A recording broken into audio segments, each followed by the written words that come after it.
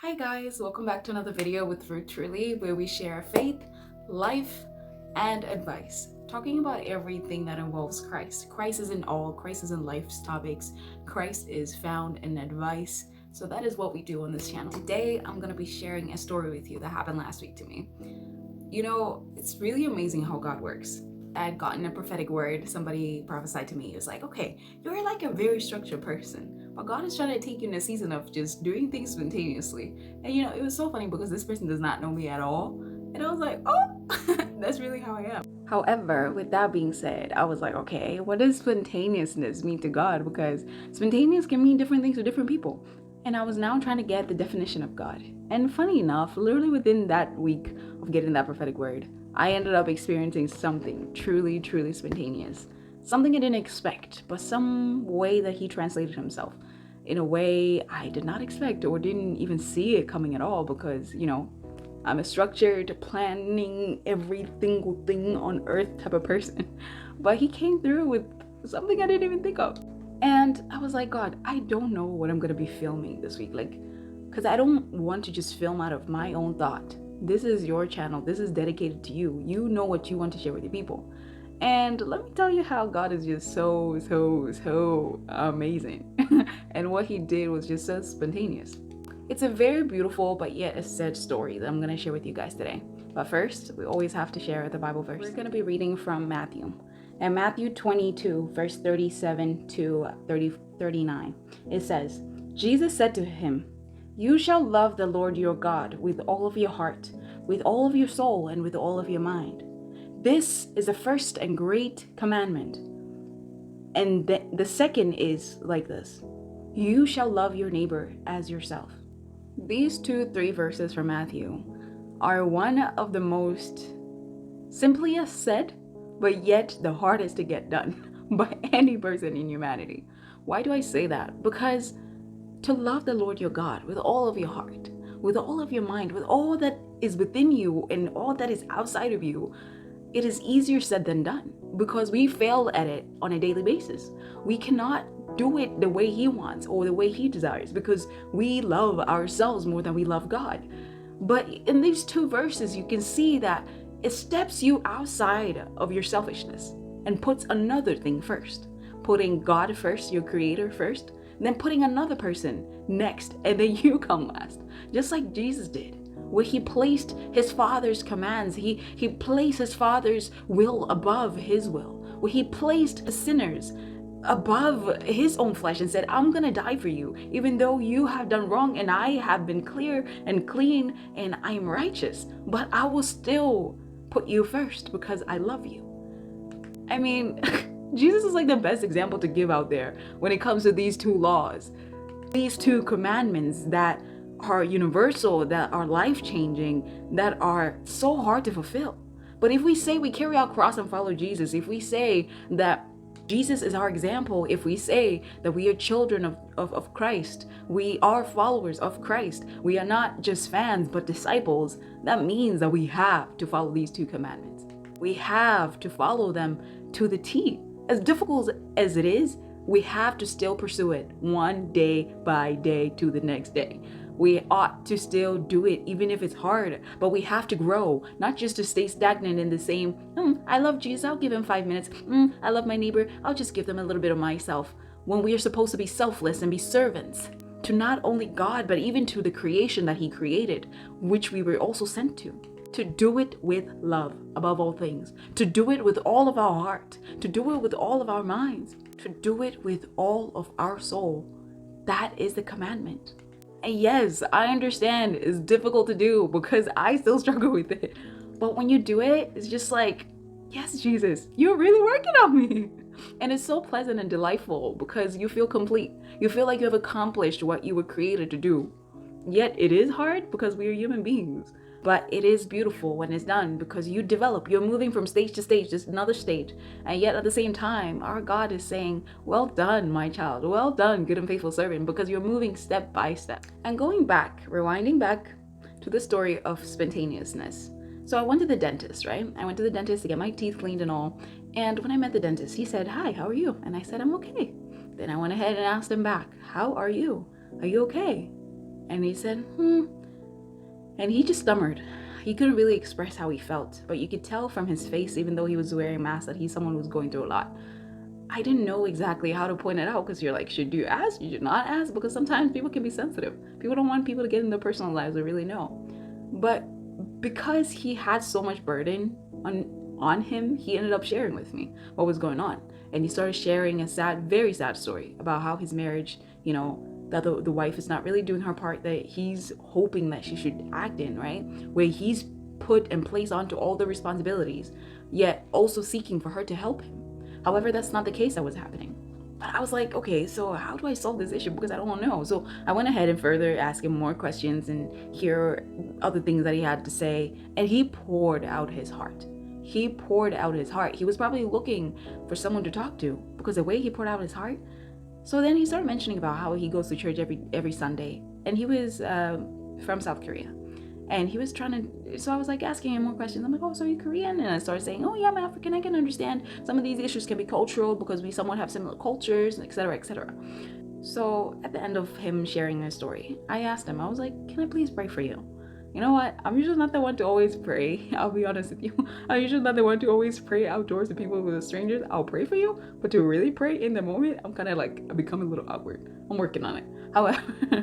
However, when I was there, I started praying for him. I prayed for him. And then when it was done, he was like, thank you. Thank you for praying for me. The story is not for me to boast about me praying for somebody. It's not a story to disclose his personal information, no. But the lesson that we learn from this, the life lesson that we learn and yet relates to the word of God, is the word of love. He probably needs somebody to hear and listen to him speak. He was probably looking for somebody to comfort him, somebody to just listen, to just hear me out. I'm struggling. How can I find help?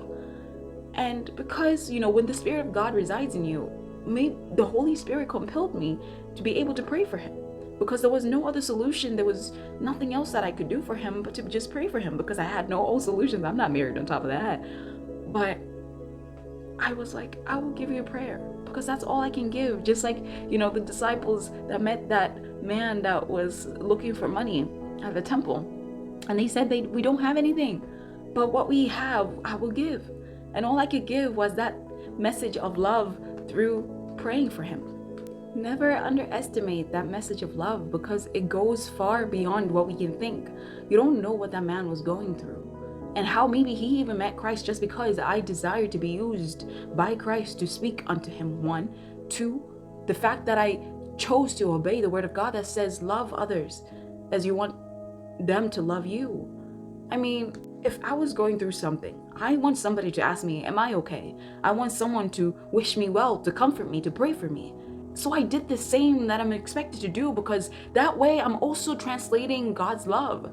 That way I'm also doing, God, I love you, through me pursuing this person with God's love. And for me committing myself to say, Lord, I say I love you with all my heart, so I'm gonna do this service of praying for this man, because you asked for us to pray for each other. Because you say when we love you, we have to show that love through loving others, but yet also showing you that we love you back by doing the things that you've commanded for us to do. The message of love is so diverse. It is so big.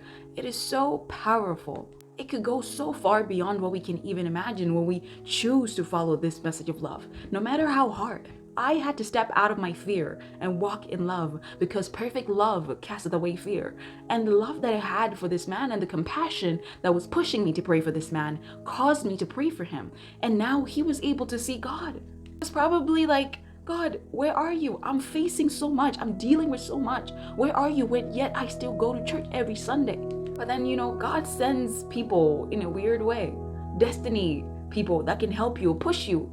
Even in those 20, 30 minutes I was in there, that could have still left such an impact and a sign of God that he probably wouldn't have been able to see. And I was also able to see God in the situation, in the spontaneous way that he wanted to show me and share a message with me and say, hey, this is what I want you to talk about next week.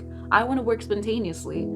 Show you how I also have spontaneous love in the moments where you think everything is falling apart. And you never know. He was probably going through a lot to the point where he probably lost even the strength to pray. But in those moments, God has a miraculous way of doing things. He can send people to help you pray. He can send people that will strengthen you, or people that will pray on your behalf, And that's exactly how he wants us to be people that he can send to pray for others, people that he can send to do, even in the most unexpected ways, to do his work unexpectedly, but always being ready to do it, because we do everything out of the love for him, but also out of the love for his people, and loving our neighbors as we love ourselves. I would expect the same thing that I did to that man to be done to me. It's a message of love. It's a message of Christ being found in every situation, in situations that you were not expecting, in situations you didn't even know or even imagine would even happen. A difficult situation like he was in, and yet I was sent to just give him that prayer. And I was just saying, I'm just here to get my teeth cleaned. He works in those such spontaneous ways. And in all of them, it just shines his beauty. In all of them, it just shines his glory. And in all of them, it just spells, I am God, I am he, magnificent, full of power, full of love, full of strength. Even in the moments that you do not know that I will use you to show you my love, to show you me. But at the same time, to the other person, he was also showing love. That is the way that he expects us to walk. That is the way that we ought to move. And I pray that this story encourages you, that even just be ready at every moment. Just be ready to be used by God. Just be ready for his spontaneous ways of doing things. Whether it could be a million things. It could be a million things that he can do or will do in your life. But let us be ready to walk in that love of Christ, to walk with that love that is in our heart, to love him fully with all of our heart, with all of our minds, with all of our souls, but also with the love for our neighbors as we love ourselves, to put ourselves third, but God first, as the first commandment says, and the second greatest commandment, to love our neighbors. And that is fulfilling his law. And that is doing what he desires. I mean, a lot of us are always like, God, I love you, I really love you. But he's like, show me in action. I'll place you in positions where you're not expecting for them to happen, when you're unprepared. But show me in those moments that you love me. And to me, that was a lesson, because like I said, I was not the type to be praying for people publicly. I would pray for you, but to pray for you publicly, I'm like, I don't know, I might stumble, I might do this. But I went ahead and did it because I loved the Lord, but also because I cared. Compassion moved me. Compassion of love for this man as another child of God, and I would not want what he's going through in my life. So I want to pray for you so that God can move in your life, because I cannot enter into what was happening in his life. But all I could do, all I could give, just like the disciples that gave that man and say, we will give you what we have. I gave him that prayer. And that prayer was a message of love. That prayer moved in love more than it moved with the fear that I had to even pray for him, more than the situation that he was going through, because the love does that. It surpasses all things that we go through or face, because it has love is God. Love is me. I am love, and everything is in love. So it moves in him. It moves with God. So let us learn to show love to our neighbors. Let us learn to show love to all people. Anyways, thank you guys so much for watching. And I pray that you have a blessed week, and that God continues to show himself spontaneously in your life like he's been doing in mine. Unplanned, showing up unplanned, but also showing himself in love, and love being translated through many million different ways that he will do or use you to show love to others. But also you will be able to show him that you love him by obeying his commandments of loving another as yourself. So please like, share, and subscribe. Please comment down below as well. And please do follow my podcast that I now have. It's called Christ and All, because we are sharing, it pretty much expands more on the topics that we share here, then we expand them more on my podcast. So please go follow Christ and All on Anchor and all the different, Anyways, may God bless you guys, and may you have a blessed week. Much love.